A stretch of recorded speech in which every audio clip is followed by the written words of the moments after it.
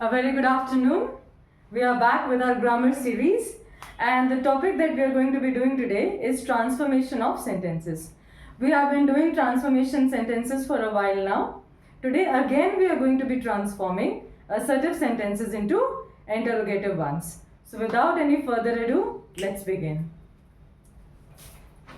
We all know, and just a bit of a recap, assertive sentences are those sentences which state something. They can state something in positive, that is any kind of a fact, any kind of an opinion, any kind of an happening, the details of any kind of an event you could be sharing. You could be sharing your thoughts and feelings, and all of that would be in the form of assertions, would be in the form of declarations, and therefore declarative or assertive sentences.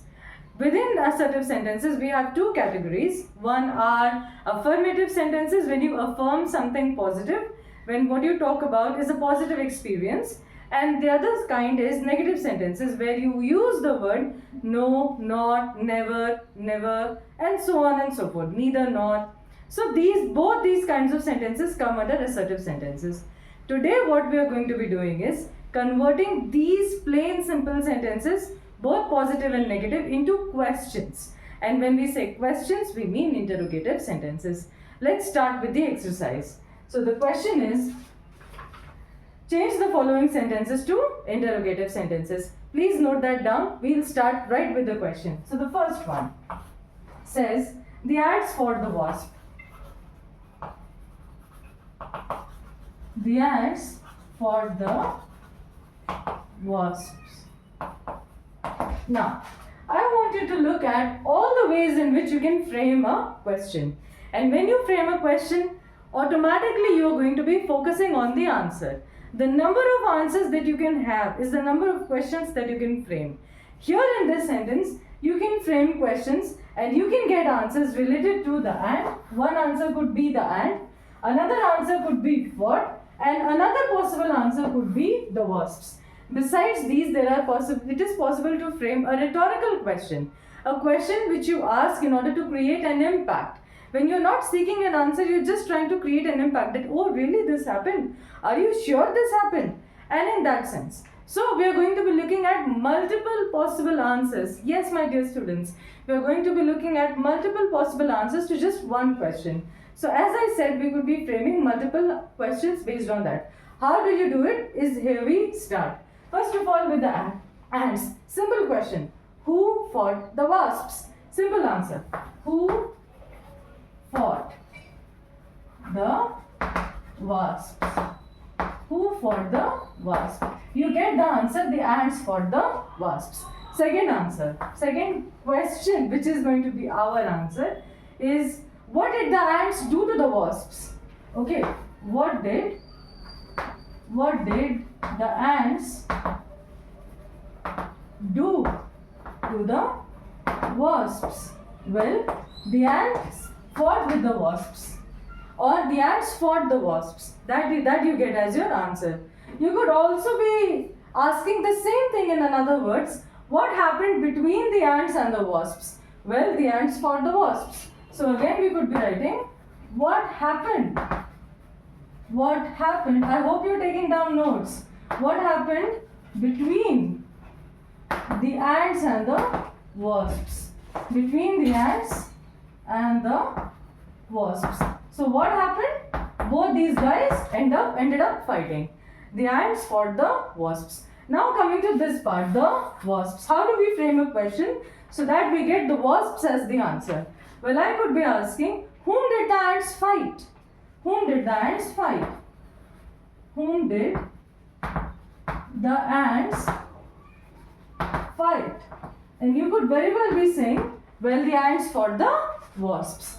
Now, we have studied about question tags, and we already know that the way to create an effective question tag is you look at the sentence and you look at the verb in the sentence. The verb over here is what? It is a positive verb in the sense that there is no, not, never, there is nothing of such kind. There are no words related to that. And so when we add a question tag, we add a negative question tag.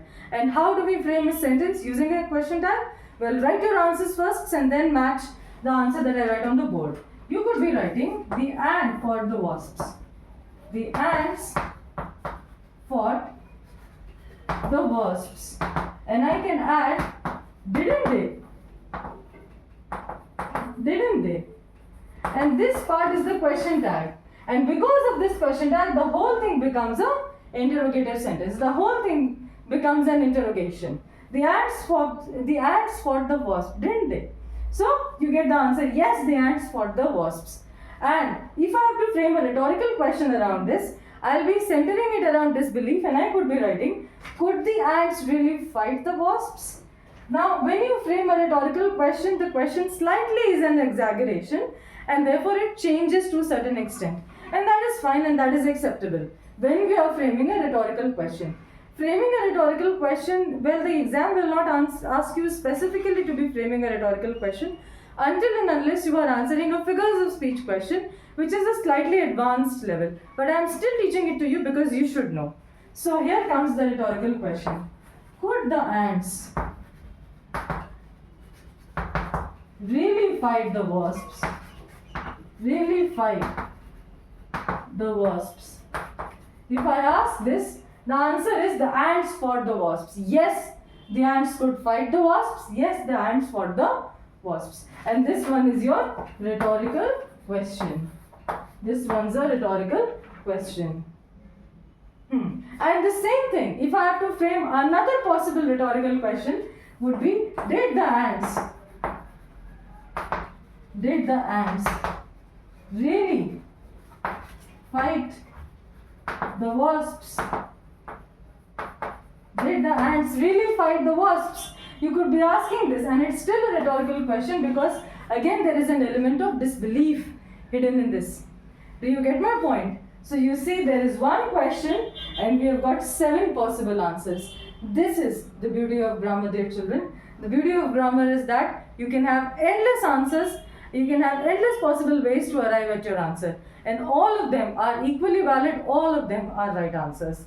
Now let's move on to the next question. In the meantime, I want you to read what you just wrote. Just as I rub the board, I want you to read what you just wrote, and I want you to label each kind of question as a WH question or as a yes/no question. Rhetorical questions, I already said, as a tag question. Label the questions that you framed. If you have watched my previous videos and if you are clear on that, you will be able to do. Coming to the next question. And the next question says, I feel a severe pain in my head. I feel severe. Please note down the spelling of severe correctly. I feel a severe pain in my head. Again, before we frame questions, we need to focus on what is going to be our answer. In this sentence, it could be I, the answer could be I, the answer could be a severe pain, the answer could be in my head. These are the 3 possible answers that we can get, and accordingly we frame our questions. So starting with I is a person, and therefore the WH question word that we are going to be using is who. Who feels a severe pain in his or her head?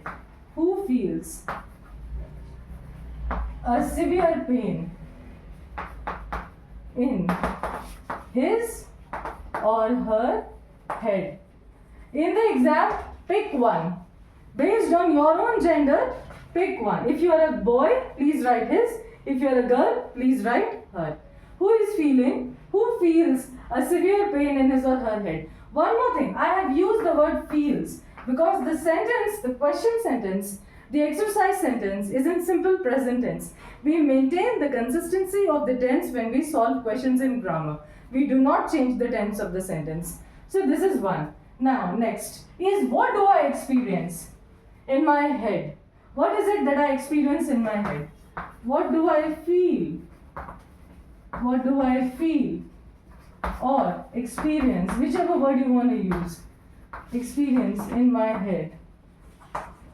I would suggest that you stick to the word feel because the word feel comes in the question itself. Experience would not make it wrong, but it would make it less correct. So we stick to the word feel. How do I feel in my head? I feel. What do I feel in my head? I feel a severe pain in my head. You get the answer as a severe pain. Another one, coming to this part, in my head. Where do I feel a severe pain in? Where do I feel? Where do I feel a severe pain in? What is the location of that pain? The location is in my head. Now the same thing we could be framing it as a tag question, and when we frame a tag question, what does it become? I feel a severe pain in my head. The same statement, don't I? Don't I? I feel a severe pain in my head, don't I? And the same thing, this is a tag question. This is a tag question.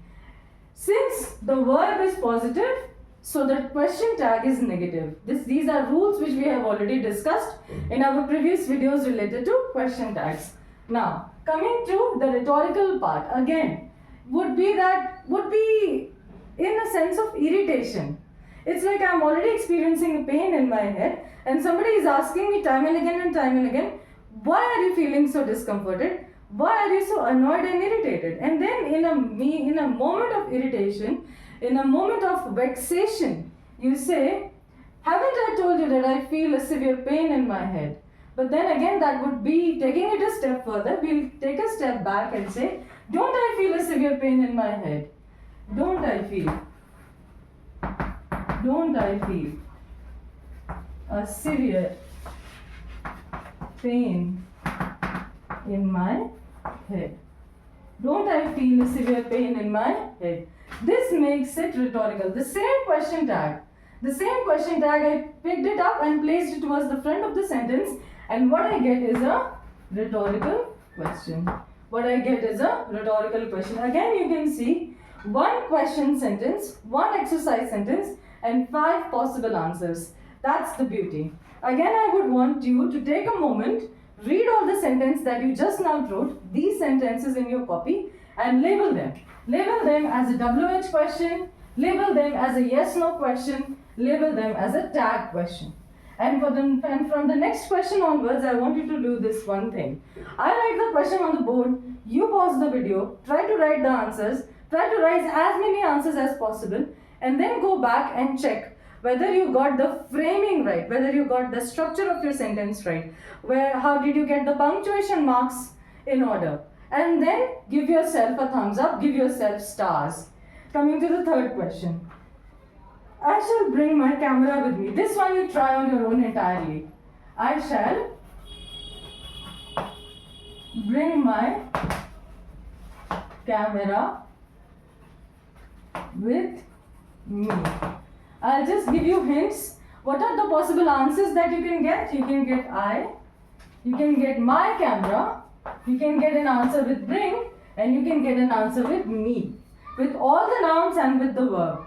We have I, which is the pronoun, the person, the camera, which is an object, again me, which is again acting as an object and refers to a person, and also with the bring. What will I do with my camera?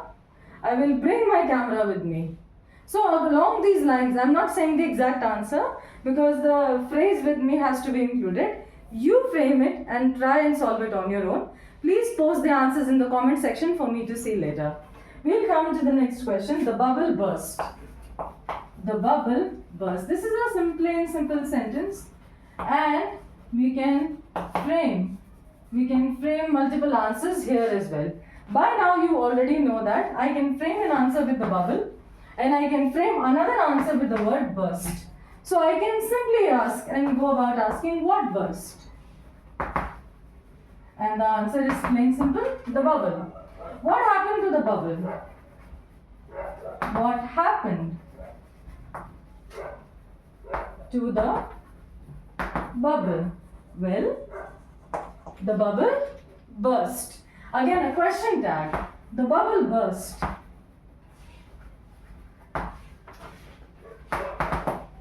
Didn't it? Didn't it?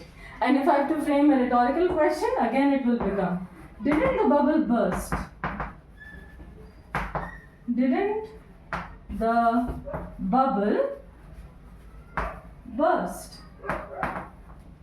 And since this is past tense, I can frame another rhetorical question with another helping verb, and it could be, wasn't it the bubble that burst? Wasn't it the bubble that burst. These two, my dear children, are rhetorical questions. This one's a tag question. For the rest, you label it, what type of it is. Can we frame a yes-no question related to this? Well, the bubble burst, didn't it? Is a tag question and a yes-no question at the same time. The answer would be yes, the bubble burst. Even if you eliminate the word yes or put it within brackets, that also retains the correctness of the answer. That again retains the correctness of your interrogative question which you framed. Moving on to the next one. Again, label them, and this time I want you to mark your favorite sentence. Your favorite sentence will be the one which you were able to frame with ease and with clarity. I am teaching you everything that I know. In the exam, I want you to go with the best answer. And the best answer is your sure, short answer. The answer which you feel the most confident in. The beauty is that when you frame multiple answers, it opens your brain. It opens your brain to figure out logic and to look for multiple solutions to the same question. Your English, your command over the structure of English, that strengthens. That is what happens when you look for multiple answers. And I highly encourage you to look for multiple answers. Don't just write one answer and wait for me that, okay, now ma'am has written my answer. No, try at least 3 different answers. If possible, 4 different answers, 5 different answers. Go for it, children. Try. Okay, we move on to the next question. We have 4 more to go, out of which one you will solve on your own. This one's interesting. Ring the bell, Rama. Ring the bell. Ring the bell, Rama. Again, there are 2 things in this sentence and one thing which is happening. One is the bell and another person is Rama. 2 nouns. Rama, our proper noun, and the bell is the common noun. Okay, the commonplace object and the person who is the doer of this sentence. And there is one action, and the action is ringing the bell. 3 possible answers, 3 possible questions apart from tag and rhetoric ones. So, who will ring the bell? Who rings the bell? Sorry. Who rings the bell? Why rings? Because the sentence is in simple present. Our answer also remains in simple present. The S is in keeping with this who. Who is singular and so rings is singular. Again, recapitulation of a very basic and very old rule. When you add S or ES to a noun, it becomes plural. Chair becomes chairs, table becomes tables, paper becomes papers, chalk becomes chalks, ma'am becomes many teachers. Okay? So this is what happens when you add S or ES to a noun. When you add S or ES to a verb, it becomes singular. So he, who is one person, sings. She, again a singular person, dances. Rama, one person, rings the bell.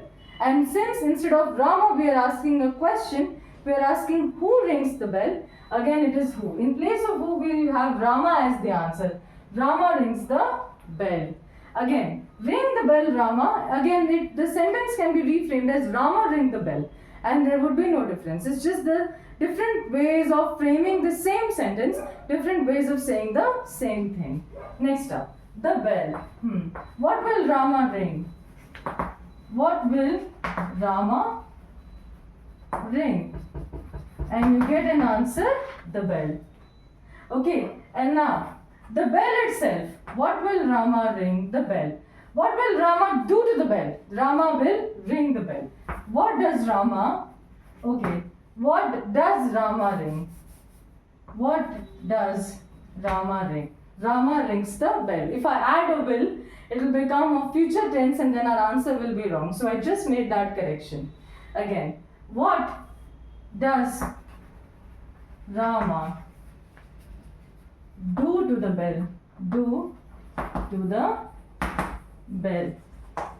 Rama rings the bell. Okay, now, again if I have to frame a tag question, ring the bell, Rama, won't you? Ring the bell, Rama, won't you? You know what I feel?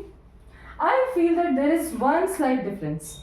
When I say ring the bell, Rama, It's like a quotation. I'm saying it directly to Rama. I am addressing Rama as I say this. That Rama is standing in front of me and I say, ring the bell, Rama, and he will just do that action. But when I say Rama rings the bell, I am making a statement. Okay, in the sense that every single time we go out, it is Rama who rings the bell. Or every single time we go out, it's Rama whom we ask to ring the bell. So this sentence is more like a quotation, a conversational statement said by one person and responded to by another. That is the difference which is being captured. So out of all of these three, although these three are not wrong in any sense, but this should be the best possible answer. This is your best possible answer because it catches the essence of the statement, ring the bell, Rama, won't you? And so far as a rhetorical question is concerned, you better not frame a rhetorical question in this sentence, in this case, because if you frame one, this itself makes it rhetorical. Won't you ring the bell, Rama? Okay, I can frame a rhetorical question, but this is the best one that you can frame. I will frame it for you. Ring the bell, Rama, won't you? Won't you ring the bell, Rama? Won't you ring the bell, Rama? I can also be asking, what is stopping you from ringing the bell? What is stopping you from ringing the bell, Rama? From ringing the bell, Rama? Just do it. Now this is slightly figurative and I just came up with it right now. So I am not sure this is right. Again, I would say this one is your best possible answer. This one is your best possible answer because it catches the essence of the statement, which is more like a quotation, which is more like a conversational statement. This was a tricky one. I want you to take special note of it. Next one. We will move on to the sixth question, which says, the guests made merry. This one you try on your own. The more you try on your own, the better you get. And when it comes to transformation of sentences, there are only two quintessential rules. Number one, the tense of the sentence should not change. And second of all, the meaning of the sentence should not change. Rest everything, if it changes, it's fine. But there is another thing to it, and that is that you try to avoid adding words on your own. Try to avoid using words which are not there in the question. That is one reason why the very last sentence that I wrote wouldn't do in an examination. It is figurative and it is right, but it won't do in an examination because I added a lot of words on my own. But it was my job to tell you, so I did. Now, coming up next is the guests made merry. This one you try on your own. The guests made merry. Okay, and we'll go for the seventh one, which is I enjoy myself sitting alone. I enjoy myself sitting alone. There is a reason why I write on the board, and that is for you to give you time so that you can also jot it down in your notebooks. So again, how many answers can we get if you are framing question based on this sentence? One, we can get I, and then I can get sitting alone, and I can get I enjoy myself. All of them can be possible answers. So here we start. Who enjoys herself? Since I am a woman, so I'll write who enjoys herself. If you are a guy, if you are a man, if you are a boy, you can frame who enjoys himself sitting alone. Who enjoys herself sitting alone. Who enjoys herself sitting alone? And the answer would be I enjoy myself sitting alone. And then I can ask a question related to what do I do sitting alone? What do I do? What do I do sitting alone? And I get the answer is I enjoy myself sitting alone. I just sit idly and I have a great time with myself. I relax and I enjoy my me time. Another one, sitting alone. How do I enjoy myself? How do I enjoy myself? And you could very well say, I enjoy myself sitting alone. Again, if you're framing a tag question, it would be, I enjoy myself sitting alone. I enjoy myself sitting alone. Don't I? Don't I? This don't stands for do not I. Okay, and again you can see I have maintained the tense. Do not and enjoy. Enjoy. I have maintained the tense of the sentence. Last one, the rhetorical question time. Don't I enjoy myself sitting alone? Don't I enjoy myself sitting alone?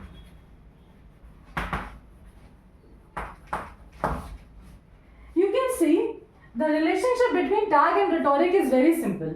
You add a tag question at the end of the sentence, you bring the tag towards the front and you have got yourself a rhetorical question. If that is how easy that is. And again you see we have one question statement and 5 possible answers. Again I want you to label all of your answers, and who can tell me in the comment section as to what was our third sentence? What type of question was our third sentence? How do I enjoy myself? What type of question was it? Was it a WH question? Was it a yes-no question? Was it a rhetorical question? Was it a tag question? I would look forward to your answers in the comment section. Moving on to the next sentence, acquit yourself as a man. The next sentence is, acquit yourself as a man. Acquit yourself as a man. Do you know what is the meaning of the word acquit? Do you know what is the meaning of the word acquit?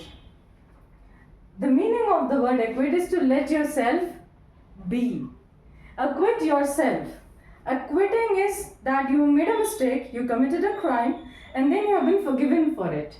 You have been pardoned for your crime, you have been pardoned for your mistakes, and that is being acquitted. So you acquit yourself as a man. That is, you made a mistake, now forgive yourself and move on like a man. That is the meaning of this sentence. Again, how many ways I can frame a question will depend on how many possible answers can I get when I frame a question based on this sentence. So one is acquit yourself and as a man. 2 ways that I can get. I believe there will be limited amount of possible answers that we can get. The first one says, who would you acquit as a man? Who would you acquit as a man? And the answer would be, you acquit yourself as a man. Another one would be, what should you acquit yourself as? What should you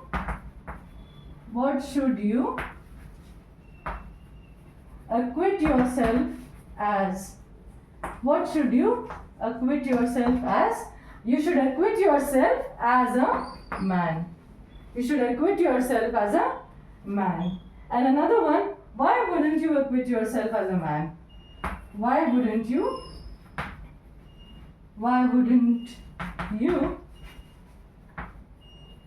acquit yourself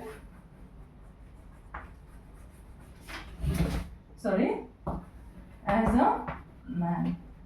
This is, I believe, the best possible answer because it catches the complete essence of the sentence. The only answer that you can say over here is you should acquit yourself as a man or acquit yourself as a man.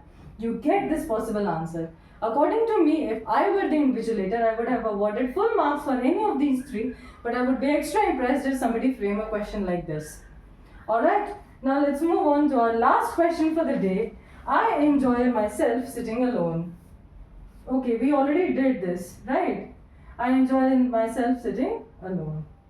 Okay, since we have done all the questions for today, I would like to give you a few homework questions and you can post your answers in the comment section. If you have done the practice along with me in this class, you will very easily be able to solve these questions. And I implore you, I encourage you to solve every question and come up with 2 possible interrogative sentences for each of these assertive questions. So here is your homework.